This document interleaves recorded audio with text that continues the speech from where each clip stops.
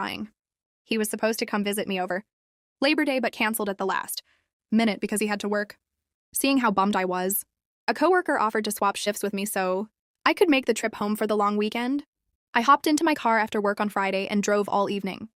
Arriving at the place I'd been sharing with my boyfriend before, I moved a little after 1 a.m. Well, you probably know where this was going. He was cheating on me. I was devastated. I spent the rest of the night sobbing on my sister's couch and drove back to where I was working the next morning, except I couldn't make myself get out of bed on Tuesday, or Wednesday, or Thursday. I was fired after my third no-call, no-show. I tried to get the part-time job I'd had before moving for the fellowship. Back, they'd said come back anytime, but they'd found someone who was faster and more efficient than I'd been. Unable to afford a place on my own, I had to move back in with my parents. Not sure what else to do, I sent another desperate application to Rockstar's shop. In an effort to cheer me up, my sister and my friends took me out for a nice dinner for my birthday at the end of September. This is where it goes from bad to worse. I drank too much wine at dinner and got pretty weepy.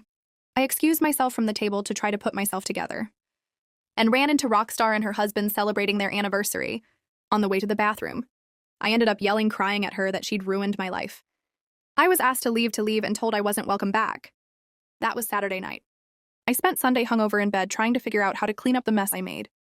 On Monday morning, Rockstar's manager, the one hiring for the job I'd applied for, emailed me to let me know I'd been removed from the candidate pool. She advised me that I would not be considered for future positions at their shop, or any other in the network.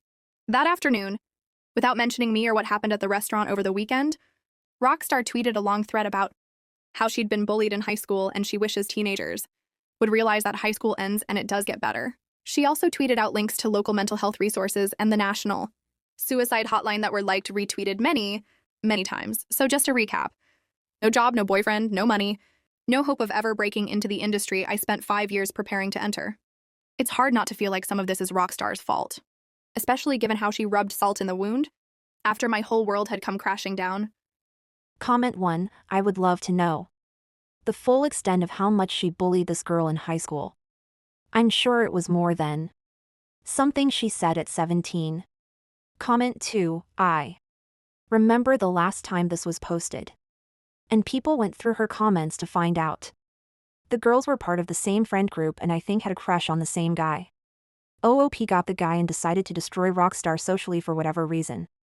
Turned all their friends against her. Made sure to hold a graduation party the same day as Rockstar's so no one would show up. Also, Rockstar lived on the same street as her so saw everyone go to OOP's party. Not hers.